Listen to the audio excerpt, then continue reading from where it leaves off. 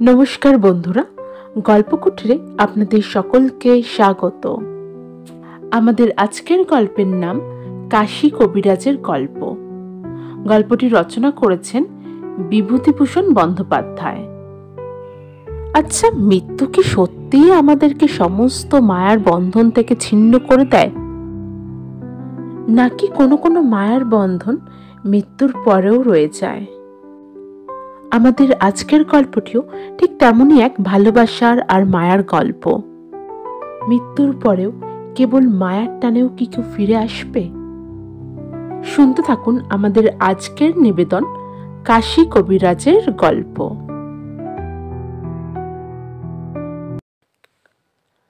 আমার উঠোন দিয়ে রোজ কাশী কবিরাজ একটা ছোট্ট ব্যাগ হাতে যেন কোথায় যায়।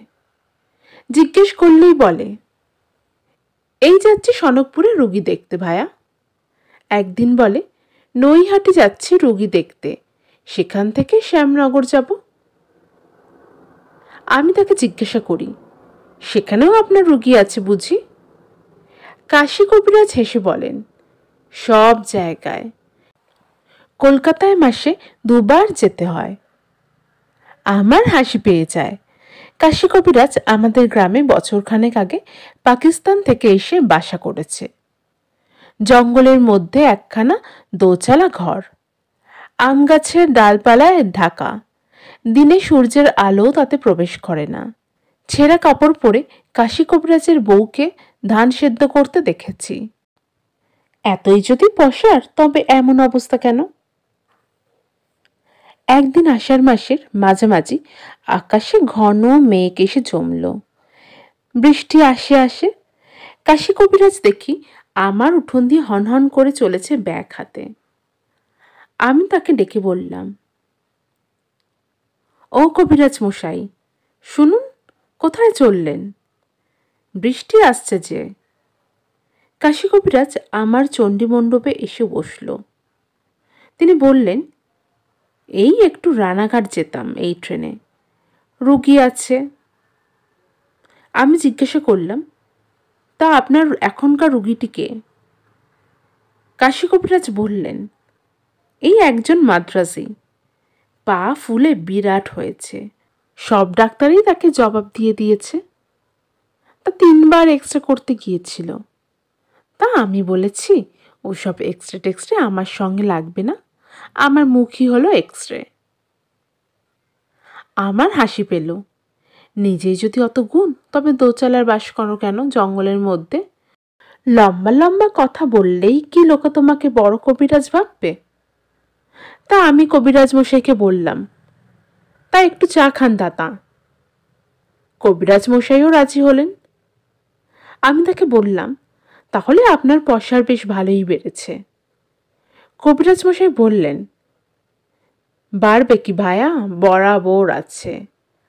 আমার তান্ত্রিক কবিরাজি, যা কেউ সারাতে পারে না তা আমিই সারাবো। আমি অবাক হয়ে জিজ্ঞাসা করলাম, বলেন কি? তিনি বললেন, এই জন্যই তো আমার পসার, শুধু ঝাড়ানো আর ঝাড়ানো, ঝাড়িয়ে ঝাড়িয়ে রোগ সারাচ্ছি। আমি অবাক হয়ে বললাম, শুধু ঝাড়িয়েই আপনি রোগ সারিয়েছেন? আমি মনে মনে ভাবলাম, আরে এ পাগল বলে কি, বড় বড় রোগ শুধু ঝাড়িয়েই সারিয়েছে? তিনি বললেন, তোমরাই ইংরাজি লেখাপড়া জানো কি না, সমস্ত অবিশ্বাস করো, তা আমি জানি, তবে ভূত কি মানো? আমি পড়ে গেলাম ফাপড়ে। এই রে, ঝাড়ফুঁক থেকে এবার ভূত প্রেতে এসে পৌঁছালো। কাশীনাথ কবিরাজ অনেক কিছুই জানে দেখছি। আমি বললাম, যদি বলি মানি নে? কাশী কবিরাজ বললেন, তা তো বলবেই, ইংরাজি পড়াতে তোমাদের ইহকালও গেছে, পরকালও গিয়েছে। রাগ করো না ভায়া, যা সত্যি তাই বললাম। চা এসেছে? তাহলে একটা গল্প শোনো বলি, আমার নিজের চোখে দেখা। খুব বৃষ্টি এসে পড়ল, চারিদিক অন্ধকার করে এলো। কাশীনাথ কবিরাজ তার গল্প আরম্ভ করলেন। তিনি তান্ত্রিক মতে চিকিৎসা করে বলে অনেক দূর দূর থেকে তার ডাক আসে। আজ প্রায় বছর 10 আগে হরিহরপুরের জমিদার শিবচন্দ্র মুখুজ্জের বাড়ি থেকে তার ছেলের চিকিৎসার জন্য কাশীনাথের ডাক এলো। কাশী কবিরাজ বললেন, আমাদের ও দেশে হরিহরপুরের জমিদারের নাম খুব প্রসিদ্ধ।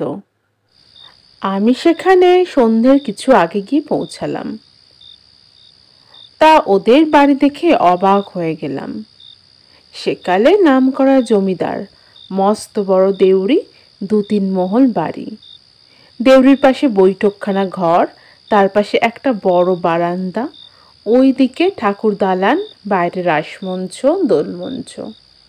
তবে এসবই প্রায় ভগ্নপ্রায়, পূর্বের সমৃদ্ধি ঘোষণা করে দাঁড়িয়ে আছে মাত্র। বড় বড় বট অসত্যের গাছ গজিয়েছে বাড়ির গায়ে। মন্দিরের চূড়োয় ফাটলে বন্য শালিকের গর্ত, কাঠবিড়ালির বাসা। এই সামনে বড় একটা আধমাচা দিঘি পানায় ভর্তি। সন্ধ্যার কিছু আগে সেই মস্ত পুরনো ভাঙা বাড়ি দেখে কাশীনাথের মনে কেমন একটা অপূর্ব ভাব হলো। আমি তাকে জিজ্ঞাসা করলাম, কি ভাব কবিরাজ মশাই? কবিরাজ মশাই বললেন, সে তোমারে আমি বলতে পারি নে ভায়া। একটা ভয়ও নয়, আনন্দও নয়। কেমন যেন মনে হলো এবারে বড্ড অপয়া, এ ভিটেতে পা নেয়া দেয়াই ভালো আমার পক্ষে। তোমরা ঠিক এসব বুঝবে না, কিন্তু আমি ও সমস্ত ব্যাপার ভালোই বুঝতে পারি। আমি তাকে জিজ্ঞাসা করলাম, অন্য কোথাও হয়েছে নাকি এরকম অনুভূতি? তিনি বললেন, হ্যাঁ, আরও 2-1 বার হয়েছে এমনি, কিন্তু সে কথা এখন আনবার দরকার নেই। তারপর আমি বলি শোনো। এরপর কাশী কবিরাজ সেখানে গিয়ে রোগী দেখল। 10 বছর বয়সের একটি ছেলে, টাইফয়েড জ্বর, খুব সংকটাপন্ন অবস্থা। কাশী কবিরাজ গিয়ে তান্ত্রিক প্রণালীতে ঝাড়ফুঁক করে শেকড় বাকড়ের ওষুধ বেটে খাওয়ালো। রোগী খুব সামান্য সুস্থ হয়ে উঠল। অনেক রাত্রে কাশী কবিরাজ খাওয়া দাওয়া সেরে দেউড়ির পাশে বৈঠকখানায় ঘরে এসে দেখল সেখানে তার জন্য শয্যা প্রস্তুত। উৎকৃষ্ট শয্যা, দামি নেটের মশারি, কাঁসার গেলাসে জল ঢাকা আছে, ডিবের বাটিতে পান, সব ব্যবস্থা অতি পরিপাটি। আমি তাকে বললাম, হ্যাঁ, বড়লোকের বাড়ির বন্দোবস্ত। কাশী কবিরাজ বললেন, হাজার হোক, বনেদি ঘর তো, যতই অবস্থা খারাপ হোক, পুরনো চালচলন যাবে কোথায়? কবিরাজ মশাই তারপর বললেন, সেই রাতটা তিনি বেশিক্ষণ শোননি। এমন সময় দেখল একটা ঘোমটা পরা বউ হনহন করে মাঠের দিক থেকে এসে দেউড়ির মধ্যে দিয়ে জমিদার বাড়ির ভেতর ঢুকছে। তিনি খুব আশ্চর্য হয়ে গেলেন, এত রাত্রে বাইরের মাঠ থেকে কে এসে ঢুকলো বাড়িতে? ভদ্রলোকের ঘরে সুন্দরী বধূ বলেই তো মনে হলো, যতটুকু দেখেছে তা থেকেই। তবে তিনি ভাবলেন, যাক, সে এসেছে কবিরাজি করতে, অত শত খোঁজে তার দরকার কি? যে বা আসুক, সে আসুক। আমি তাকে জিজ্ঞাসা করলাম, রাত তখন কত হবে? কবিরাজ মশাই বললেন, রাত তখন 1টার কম নয়, বরং বেশিই হবে।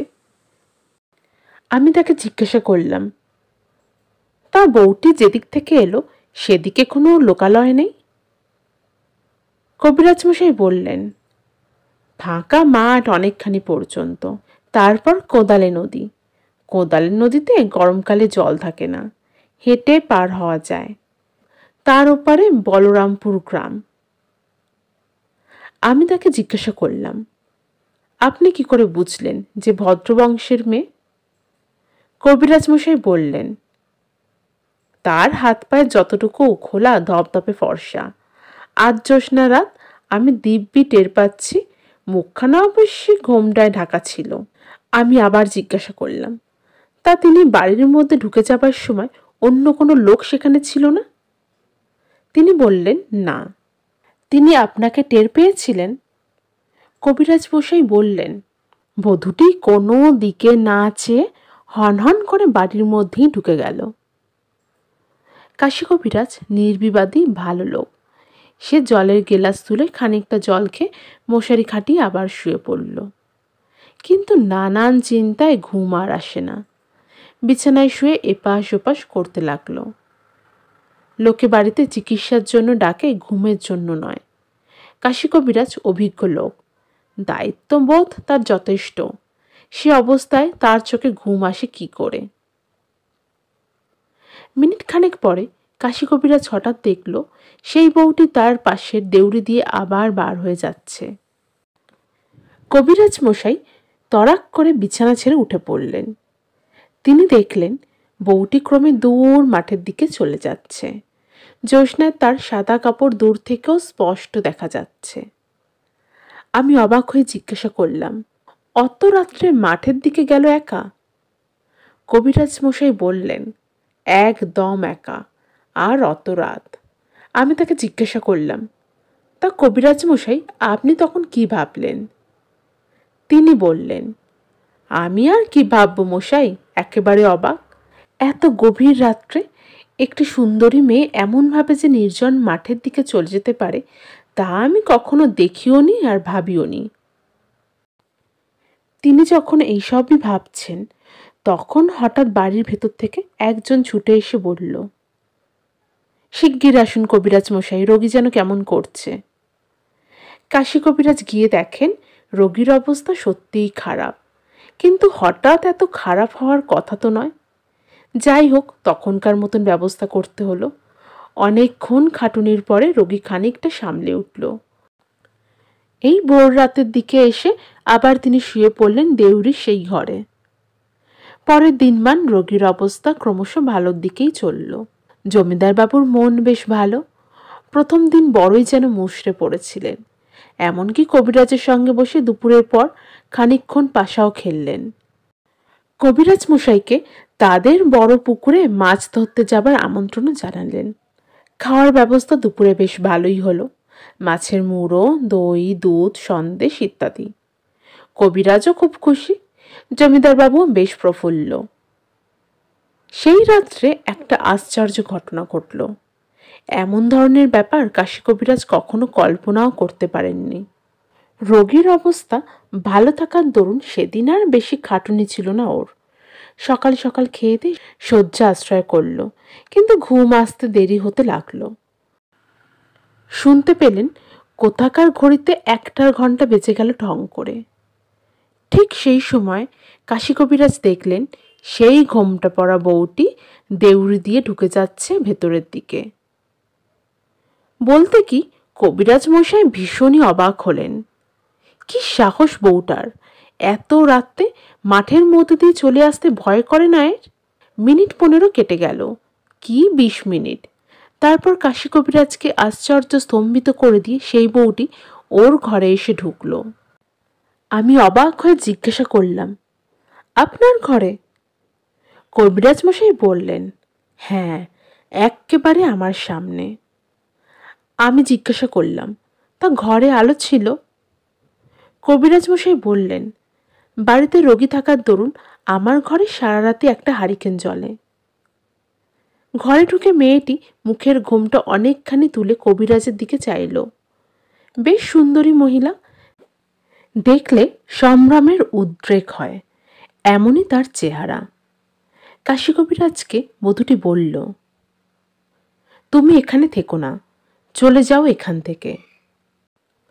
অবাক ও স্তম্ভিত কাশী কবিরাজ বধূটির মুখের দিকে তাকিয়ে বলল, আপনি কে মা? বধূটি বলল, আমি যেই হই তুমি এখান থেকে যাবে কিনা। কাশী কবিরাজ আবার বললেন, আমি চিকিৎসক, রোগী দেখতে এসেছি, আমার কাজ না সেরে আমি কি করে যাব? বধূটি বলল, তুমি এটুকুই বাঁচাতে পারবে না, কাল সকালে তুমি এখান থেকে চলে যাও। কাশী কবিরাজ জিজ্ঞাসা করলেন, আপনি কি করে জানলেন এ রোগী বাঁচবে না? তখন বধূটি বলল, আমি ওর মা, ওর সৎমা ওকে খুব কষ্ট দিচ্ছে, সে কষ্ট আমি দেখতে পারছি না। আমি ওকে নিয়ে যেতে এসেছি আমার সাথে, আমি ওকে নিয়ে যাবই, তাকে তুমি কিছুতেই রাখতে পারবে না। কাশীনাথ কবিরাজ তখনও ব্যাপারটা ঠিক যেন বুঝে উঠতে পারেনি। সে আমতা আমতা করে বলল, আপনি কোথায় থাকেন? বধূটি বলেছিল, আমি মারা যাবার পরে আজ 4 বছর হলো ওর বাবা আবার বিয়ে করেছে। আমার সেই সতীন ওকে বড় যন্ত্রণা দিচ্ছে। আমি সেখানে শান্তিতে থাকতে পারি না। খোকা আপন মনে কাঁদে। আমি শুনতে পাই যে ওকে আমি নিয়েই যাব। তুমি কেন অপযশ করাবে? ঘরের ছেলে ঘরে ফিরে যাও। কাশীনাথ কবিরাজের সমস্ত শরীরটা যেন হিম হয়ে গিয়েছে। কি ব্যাপারটা সামনে ঘটছে তার যেন কোনো ধারণাই তার নেই। তবুও সে হাত জোর করে বলল, মা, একটা কথা বলি। আমি জমিদার বাবু, মানে আপনার স্বামীকে সব বলবো। তিনি তার ছেলেটিকে বড্ড ভালোবাসেন। ছেলেকে নিয়ে গেলে তার অবস্থা কি হবে সেটা তো আপনার বিবেচনা করা উচিত। বধূটি বলেছিল, তার আবার এ পক্ষে ছেলে মেয়ে হবে, তাদের নিয়ে থাকবেন তিনি? কাশীনাথ কবিরাজ বলেছিলেন, ও কথা বলবেন না মা। আপনি তার কথা চিন্তা না করলে কে চিন্তা করবে? সব দিক দিয়ে বুঝুন। তার কথা ভাবতে হবে আপনাকেই। আমি আজই সব বলছি তাকে খুলে। যদি তিনি তার এপক্ষের স্ত্রীকে বলে ছেলেটির ওপর অত্যাচার নিবারণ করতে পারেন, তবে আপনি আমাকে কথা দিন আপনার ছেলেটিকে আপনি আর নিয়ে যাবেন না। আমি সে চেষ্টা করি মা। বধূটি বলেছিল, তবে তাই করো। কিন্তু সেই কথাটি বলেই মূর্তি অদৃশ্য হলো না। ঘর থেকে বার হয়ে দেউড়ি দিয়ে চলে গেল মাঠের দিকে। সেই শুভ্র জ্যোৎস্নায় কুয়াশায় মিলিয়ে গেল। আমি অবাক হয়ে জিজ্ঞাসা করলাম, আচ্ছা, এই মূর্তির কোনো অংশ কি অস্পষ্ট নয়? কাশী কবিরাজ বললেন, দিব্যি মানুষের মতো, কোনো অস্বাভাবিকত্ব নেই কোথাও। কথাবার্তা বললাম, আমার কোনো ভয়ও হলো না। যেন একজন ভদ্রমহিলার সাথে কথা বলছি, তেমনই তো মনে হলো। মূর্তিটি অদৃশ্য হওয়ার খানিক পরই বাড়ির মধ্যে থেকে কাশী কবিরাজকে ডাকতে এলো। রোগীর অবস্থা খুব খারাপ, অথচ সমস্ত দিন যেন ভালোই ছিল ছেলেটি। সে রাত্রের মতন ছেলেটির জন্য কিছু সুব্যবস্থা করা হলো। তারপর কাশী কবিরাজ জমিদার বাবুকে বললেন, আপনার সঙ্গে আমার একটু কথা আছে, বাইরে চলুন। আমি বললাম, বাইরে এসে সব কথা বললেন নাকি আপনি তাকে? কাশী কবিরাজ বলল, হ্যাঁ, গোড়া থেকে তাকে আমি সমস্ত কথা বললাম। আমি তাকে বললাম, এই আপনি যেখানে দাঁড়িয়ে আছেন, আপনার প্রথম পক্ষের স্ত্রী কিছুক্ষণ আগে সেখানেই দাঁড়িয়েছিলেন। আমি অবাক হয়ে জিজ্ঞাসা করলাম, জমিদার বাবু কি বিশ্বাস করলেন? কাশী কবিরাজ বললেন। জমিদার বাবু কেঁদে ফেললেন। তিনি বললেন, আমি জানি, আমি এই অসুখের সময় একদিন ওকে শিওরে দাঁড়িয়ে থাকতে দেখেছি। তারপর কবিরাজ মশাই বললেন, তারপরের ইতিহাস খুবই সংক্ষিপ্ত। জমিদারবাবু বললেন, আমি জানি ওর সৎমা ওর ওপর সদয় নয়, তবে এতটা আমি জানতাম না। আমি কথা দিচ্ছি, খোকা সেরে উঠলে ওর সমস্ত খেয়াল আমি নিজেই রাখব, আর ওর সৎমাকে আমি শাসনও করে দেব, ওর থেকে আমার খোকাকে দূরে রাখব। কবিরাজ মশাই, খোকার মা যদি আবার আপনার কাছে আসে, তাকে আপনি অবশ্যই এসব কথা জানাবেন। এই সমস্ত কথাবার্তার মধ্যে দিয়ে রাত ভোর হয়ে গেল। রোগীর অবস্থা ক্রমশ ভালো হয়ে উঠতে লাগলো। 11 দিনের পরে কাশী কবিরাজ পথ্য দিল তার রোগীকে। আমি জিজ্ঞাসা করলাম, ওর মাকে আর আপনি দেখেননি? আসেনি আর আপনার কাছে? কাশী কবিরাজ উত্তর দিয়েছিল, না।